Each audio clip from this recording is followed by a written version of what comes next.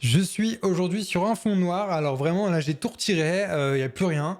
On va essayer de voir comment ça rend au niveau de lorsque j'utilise un fond vert pour par rapport à mon enregistrement d'écran. Enfin, vous allez me dire comme ça ce que vous en pensez. Et peut-être que c'est mieux qu'un décor finalement, ou que sais-je. Bref, vous me direz ce que vous en pensez. En tout cas, aujourd'hui, on va faire un bouton de partage de réseaux sociaux. C'est-à-dire qu'on a ici un bouton, et lorsqu'on va cliquer dessus, on aura tous nos réseaux sociaux qui vont s'ouvrir et on pourra sélectionner le réseau social vers lequel on veut aller. Donc c'est plutôt sympa pour nos utilisateurs pour qu'ils puissent aller voir nos réseaux sociaux sans qu'on affiche une ribambelle de réseaux sociaux, qu'on les affiche les uns à la suite des autres.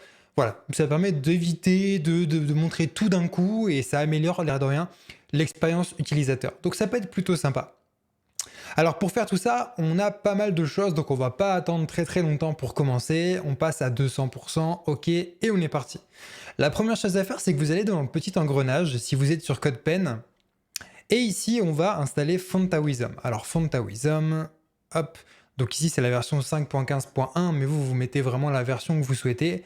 Et si vous n'avez pas CodePen ou que vous voulez le mettre tout simplement dans un vrai projet, alors vous allez faire une petite balise link comme une feuille de style. Donc dans votre HTML, rel, on va mettre bien évidemment stylesheet. Et dans href, vous allez mettre le lien vers votre fichier Fontawism. Donc je vous laisse mettre la vidéo en pause ou alors le code source est disponible dans la description de cette vidéo. Donc comme ça, vous pourrez aller récupérer le lien directement depuis le site BelieveMI. Mais dans tous les cas, ce lien, vous devez l'ajouter. Pourquoi? Parce que c'est le lien qui va nous permettre de récupérer et d'afficher des icônes sur notre menu, sur notre bouton.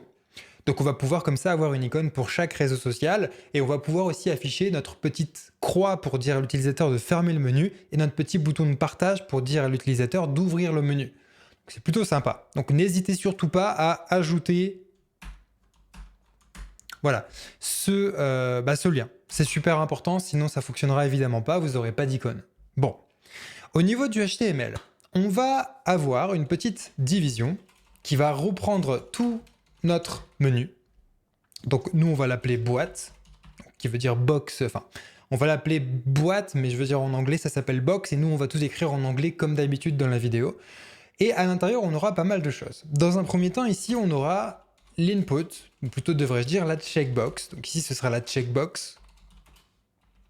Car en fait, on va détecter le clic sur le bouton sans utiliser JavaScript grâce justement à la checkbox. Et selon que la checkbox est checkée ou non, et vous allez voir qu'on va cacher justement cette checkbox, on va faire pas mal de choses pour éviter d'utiliser JavaScript et pour rendre du coup notre code compatible avec plein de navigateurs et notamment les plus anciens.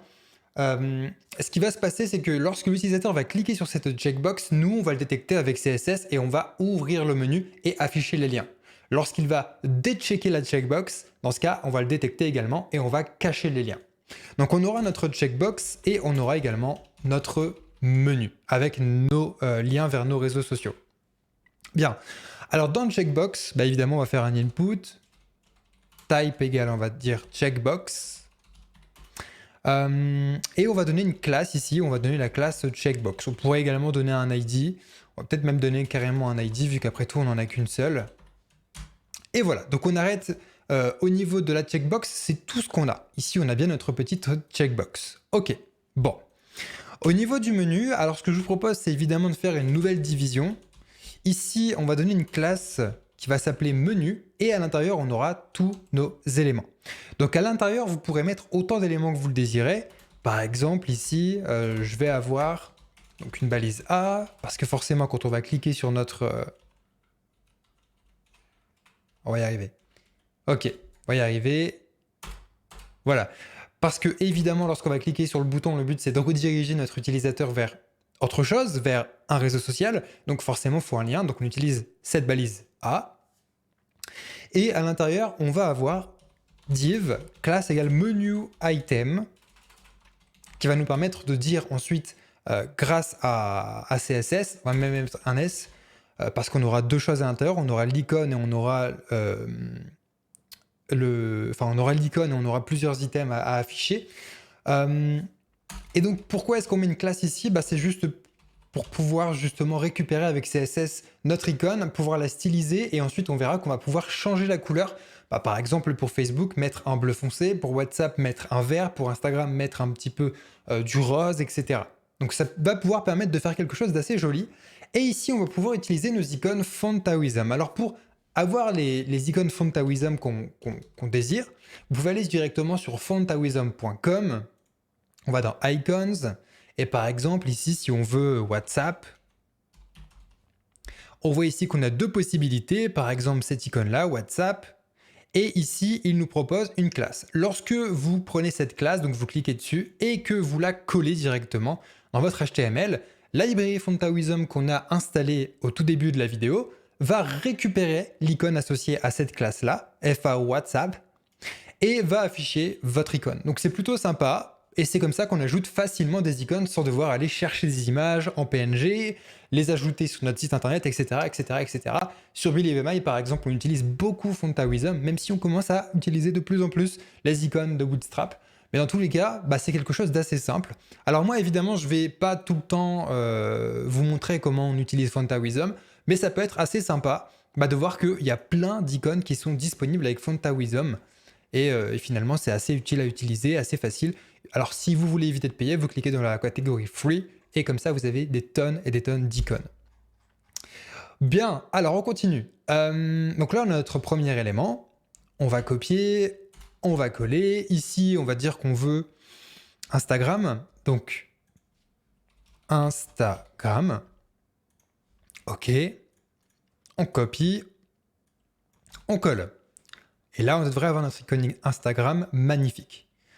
Ici, pareil, on copie, on colle. Là, on va utiliser Facebook. Donc, Facebook. Appuyez sur Entrée. Et puis là, on va prendre cette icône-là. Elle est plutôt sympa. OK. Allez, on copie, on colle. Et vous pouvez en ajouter autant que vous voulez. Mais nous, si on veut vraiment se fier à la démonstration que je vous ai faite en début de vidéo, il faut également qu'on ajoute Twitter. Donc on va ajouter Twitter. OK, ici c'est très bien. OK. On copie, on colle. Bien. OK, donc là on a nos 4 icônes de réseaux sociaux, on a notre checkbox. Eh bien écoutez, au niveau du HTML, tout est bon. Il ne nous reste plus qu'à aller styliser tout ça avec CSS et à faire en sorte, selon que la checkbox soit checkée ou non, d'afficher ou non nos réseaux sociaux. Alors, pour commencer, on va dans le CSS, on va utiliser le sélecteur universel que je fais dans toutes les vidéos, plutôt qu'on fait même carrément ensemble dans les vidéos. Nous ici, nous allons juste retirer toutes les marges, retirer tous les paddings, on va faire un petit box sizing border box pour éviter les problèmes de positionnement, et on va faire un petit texte decoration none pour retirer le petit trait qu'il y a en dessous des liens. Je trouve que ce sera bien plus joli. Ok. Maintenant, on va dans Body, on va faire un petit background. Alors en 13 avec un dièse, ce sera mieux. 13, 14, 16. Et puis, on va centrer notre menu, notre bouton au milieu de notre page, à la fois horizontalement et verticalement, comme d'habitude. Pour ça, on utilise Flexbox, Display, Flex, Align Items, Center, un Justify Content, Center. Et on va faire en sorte que la hauteur de notre display flex soit à 100% égal à la hauteur de body. Pour ça, on va faire un 8 de 100%, sans VH. Ce sera bien plus simple. Ok, donc là, notre bouton est bien au centre de notre page. C'est magnifique. On va pouvoir maintenant s'attarder à des choses plus intéressantes et plus importantes, comme par exemple notre boîte. Alors, là, on voit que tous nos éléments, notre checkbox ainsi que notre menu, parce qu'ici, on a bien un menu, on a notre checkbox et ici on a tous nos boutons qui sont dans la classe menu. On voit que le problème pour l'instant c'est qu'ils sont les uns en dessous des autres. Alors pour régler très facilement ce problème, on va aller sélectionner notre classe box et on va juste faire display flex. Et le comportement par défaut de flexbox, c'est de mettre les éléments les uns à côté des autres. Ça tombe bien, c'est exactement ce qui vient d'arriver ici et c'est exactement ce qu'on veut. Alors pour l'instant, oui, je sais, les icônes des réseaux sociaux ne sont pas encore les unes à côté des autres. C'est tout à fait normal, on va le faire par la suite dans la vidéo. Avant de faire ce genre de choses, on va aller styliser notre checkbox parce que là, pour l'instant, elle ressemble vraiment à une checkbox. C'est pas vraiment ce qu'on veut. On va vouloir retirer justement ce comportement par défaut de notre checkbox. Avant, on va donner une certaine hauteur et une certaine largeur à notre checkbox qui sera la même largeur et la même hauteur que sur nos réseaux sociaux. C'est-à-dire qu'on va donner 65 pixels en largeur et en hauteur, on va donner également 65 pixels. Bon, ok. Donc ici, on a vraiment une belle grosse checkbox. Alors nous, ici, ce qu'on veut, c'est pas vraiment utiliser le style par défaut des checkbox. Parce que quand on va cliquer dessus, nous ici, déjà, on va afficher une icône par défaut. On va afficher une icône après. Vous allez voir que c'est très facile à faire. Il y a un petit subterfuge, mais on va y arriver très facilement. Et quand on va cliquer dessus, on va afficher une autre icône. On va afficher l'icône en forme de croix. On ne veut pas afficher la checkbox par défaut. Donc pour retirer justement cette apparence par défaut des checkbox, eh bien on va utiliser la propriété appearance avec un E, faites très attention, donc c'est A2PEA, il n'y a pas de A2PA, il y a un E entre le P et le A. Donc appearance, on va mettre none, et pour rendre compatible bien évidemment cette propriété avec tous les navigateurs, pas forcément avec les plus récents, et donc avec également les plus anciens, on va également faire un -mods-appearance, donc c'est exactement la même chose, c'est juste qu'on va utiliser un préfixe pour être sûr que même les anciens navigateurs puissent utiliser cette propriété. Et là comme ça, on est très compatible avec les anciens navigateurs et c'est super. Une fois que c'est fait, on va faire la background white, histoire de voir quand même notre checkbox. Et puis ce que je vous propose, c'est de montrer à nos utilisateurs qu'on peut cliquer dessus. Donc justement sur cette fausse checkbox. Pour ça, on va juste faire en sorte de changer notre souris. On va mettre un cursor pointer. Donc un pointeur. C'est-à-dire que ça va avoir la même souris que lorsqu'on est sur un lien. Si on regarde, notre souris change de style et là on est comme si on était sur un lien. Donc c'est plutôt sympa. Ok. Bon, je suis en train de regarder. Alors, ce qu'on va pouvoir également faire à la limite, c'est retirer le cadre pour l'accessibilité. C'est-à-dire ici, on a un petit cadre lorsqu'on clique dessus qui s'affiche automatiquement. Ça, c'est le comportement par défaut des navigateurs. Ça permet, lorsque, regardez, je clique ailleurs et que j'appuie sur la touche tabulation, que mon navigateur me montre à quelle position je suis. Donc, ça peut être intéressant. Soit vous le laissez, soit vous le retirez. Moi, je déconseille quand même de le retirer. Mais ici, dans la vidéo, on va le retirer quand même pour... histoire de rendre tout ça un petit peu plus clean. Et là, on voit que quand on clique dessus, on n'a plus cette petite bordure qui s'affiche. Ok. Et puis enfin, à l'intérieur, on va avoir pas mal d'éléments en position absolute, notamment la fausse checkbox qu'on va faire. On va utiliser l'élément before, le pseudo-élément before. Et donc, pour qu'il soit bien placé par rapport à notre checkbox, on va utiliser la propriété position qu'on va passer à relative. Au moins, on va dire à nos éléments en position absolute, ok, tu te réfères par contre à moi, tu te réfères pas à body, tu te réfères à moi. Donc si je te dis tu te mets tout à gauche, tu te mets tout à gauche par rapport à moi et pas tout à gauche de la page. Si on n'utilise pas cette propriété, imaginons qu'on donne une icône, l'icône va s'afficher sur le côté ici. Avec la position relative, vu que notre élément en position absolue, c'est qu'on doit se limiter maximum, au maximum à notre ID checkbox, l'icône va se poser à gauche ici, plutôt que ici. Donc c'est plutôt sympa. Ok, bon, maintenant que c'est fait, on va faire un petit over, l'air de rien, histoire de montrer que, on ajoute des petits effets sympas. Lorsqu'on sera en survol sur notre checkbox, donc avec $over, la pseudo-classe $over, on va dire que le background, on va le passer en couleur RGBA. Alors ce sera du noir assez opaque, donc on va faire, assez transparent plutôt. On va faire 255, 255, 255 avec une opacité de 0,7. On regarde. Ok, écoutez, le résultat est plutôt là, le résultat est plutôt intéressant, plutôt sympa. C'est parfait, on reste comme ça. Maintenant, on va styliser l'élément before. Alors, pour styliser l'élément before, on va aller dire sur notre ID checkbox, tu vas me styliser l'élément before. Pour ça, on utilise before. Et ici, on va avoir quelques petits subterfuges. La première chose qu'on a l'habitude de faire lorsqu'on utilise un pseudo-élément, c'est évidemment de mettre une entrée vide. C'est-à-dire qu'on va dire content vide. Ça permet de faire apparaître notre pseudo-élément. Ici, c'est un petit peu différent parce qu'on a besoin d'afficher justement ce petit bouton partager, cette petite icône partagée. Pour ça, on va utiliser un code. Ce sera un code utilisé par Fontawism. Donc on fait anti/F1E0. C'est bien un 1, c'est pas un L. F1E0. Et ici, pour l'instant, on voit rien. On voit juste un petit carré, et ça veut dire par notre navigateur que ok, là, tu es en train de m'utiliser un code, sauf que ce code, ben, moi, je le connais pas, en fait, il ressemble à rien, son code, ton code. Je comprends pas ce que tu veux dire. Et en fait, c'est un code qui va être récupéré automatiquement par la police de Fontawism. Car Fontawism, qui est la librairie qu'on a installée au début de la vidéo, en plus de nous proposer plein d'icônes, ça va également nous proposer d'ajouter une police qui va récupérer, selon les codes que vous rentrez, ben, des icônes, qui va afficher plutôt des icônes par rapport au code que vous rentrez.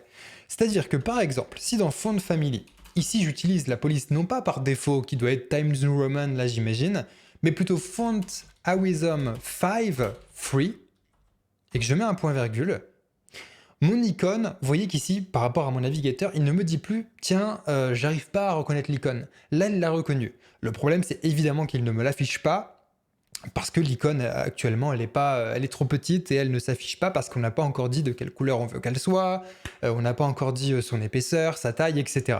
Donc on va régler ça tout de suite, on va faire un font weight de 700 histoire de mettre l'icône en gros, et là on voit tout de suite que l'icône apparaît, donc le petit bouton partager, et donc vous voyez que Fontawism a bien récupéré justement le code qu'on a donné pour ensuite afficher l'icône correspondante. Et on va faire un petit font size, alors moi j'avais mis 1.5 rem, sachant que 1 rem c'est environ 16 pixels, ici on doit être sur du... on doit être sur du 24 environ. On est sur du 24 pixels. Je vous ferai encore une fois une vidéo sur toutes les unités rem, EM, etc. Mais j'ai envie, plutôt que de faire une petite vidéo sur ça, en faire une petite formation gratuite, accessible à tout le monde. Donc c'est pour ça que pour l'instant, j'en parle pas forcément encore. Ok, bon pour l'instant, on a notre icône, c'est plutôt sympa. Alors là, le problème qu'on a, c'est que notre icône n'est pas vraiment centrée au milieu.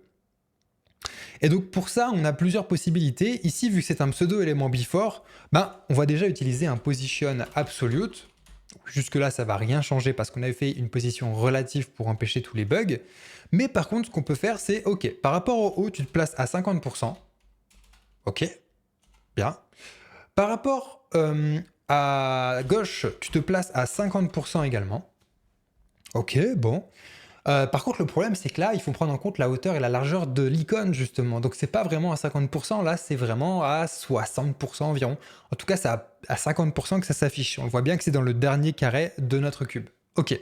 Pour ça, on va transformer tout ça. On va faire un transform translate pour dire tu vas déplacer l'élément de moins 50% sur l'ordonnée, donc de ce sens-là, et de moins 50% sur les abscisses, donc de ce sens-là.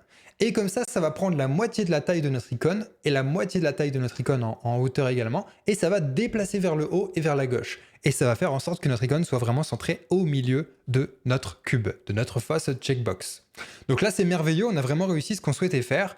Ce que je vous conseille de faire, à la limite, c'est d'ajouter une petite couleur. On va ajouter la couleur 41, 41, 41.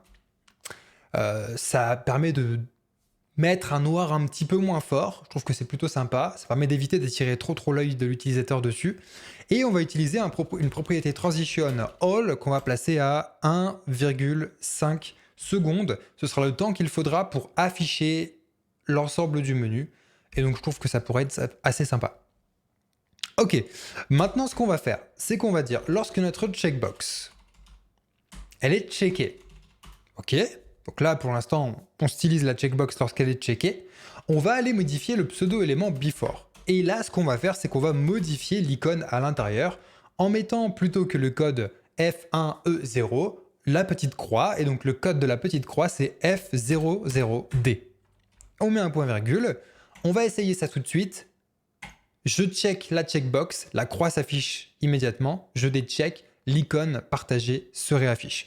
Donc là, c'est merveilleux, ça fonctionne exactement comme ce qu'on avait envie que ça se fasse. Donc ça fonctionne super bien, quoi. Ok, plutôt cool. Maintenant, ce qu'il faudrait, ce serait afficher l'air de rien le menu. Pour l'instant, le menu n'est pas affiché. Donc ici, on va noter pour plus tard afficher le menu. Ok, parce que pour l'instant, le menu, on ne l'a pas créé. Donc ce que je vous propose, c'est d'aller créer justement ce menu. Dans le menu, on va dire que par défaut, la largeur, elle est de 0. On ne veut pas afficher le menu.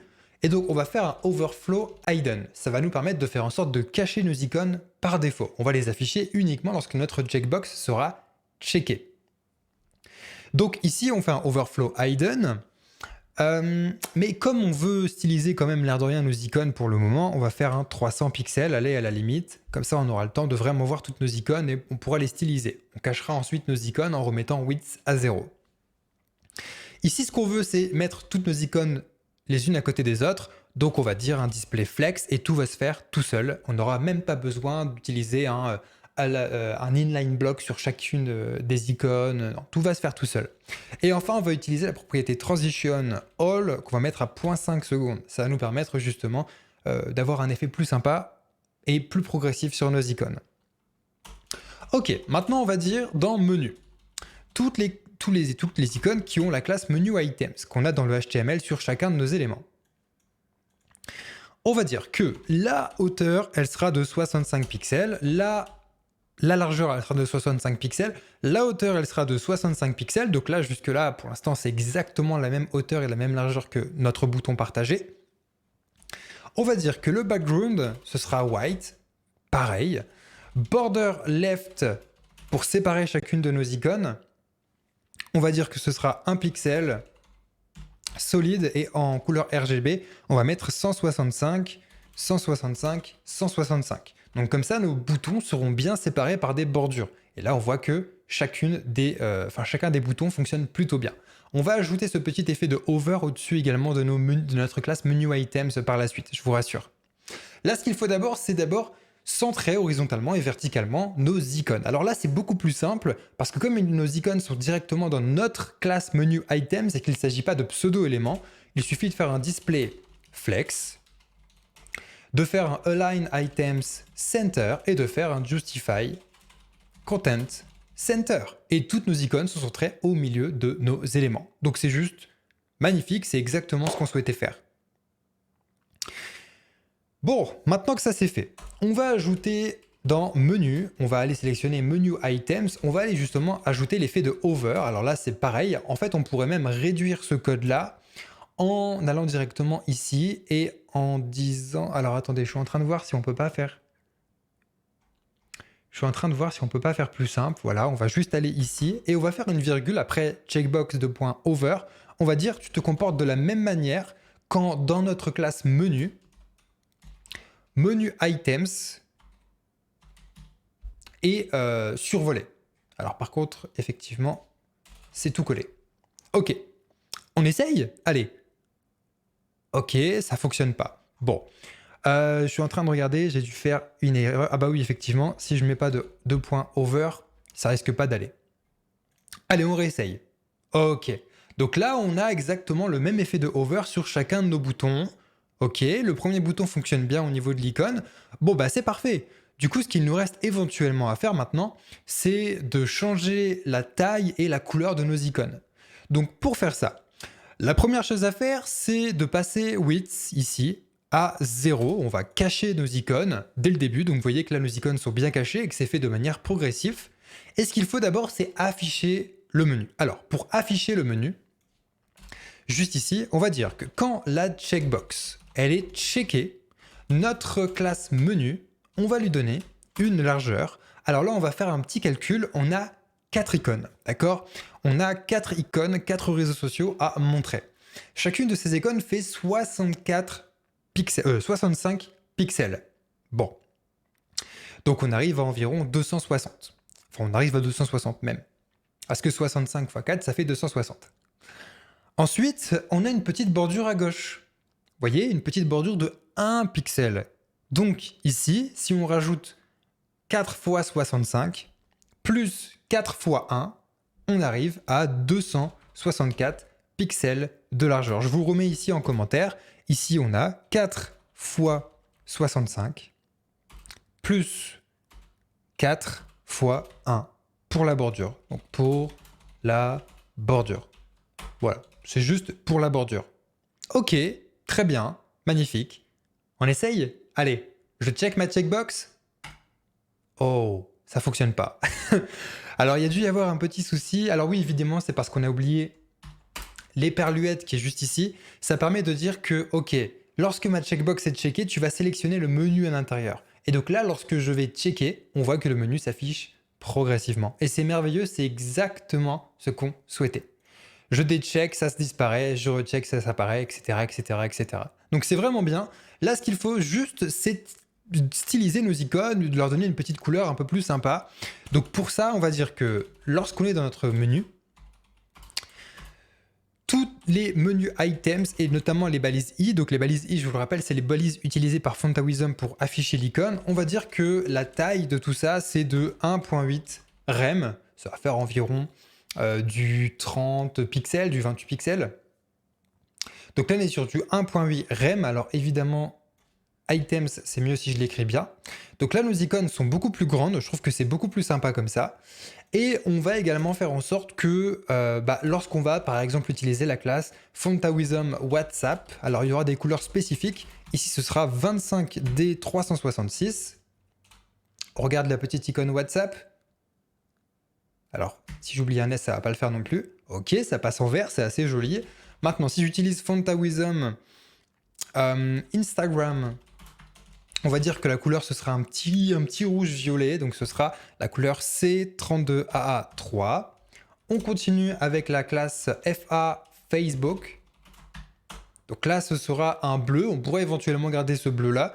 Moi, j'ai choisi d'utiliser une couleur un petit peu plus foncée quand même. Ce sera la couleur 273C75. Et pour Twitter, FA Twitter, Fantawism Twitter, on va utiliser la couleur 1DA1F2.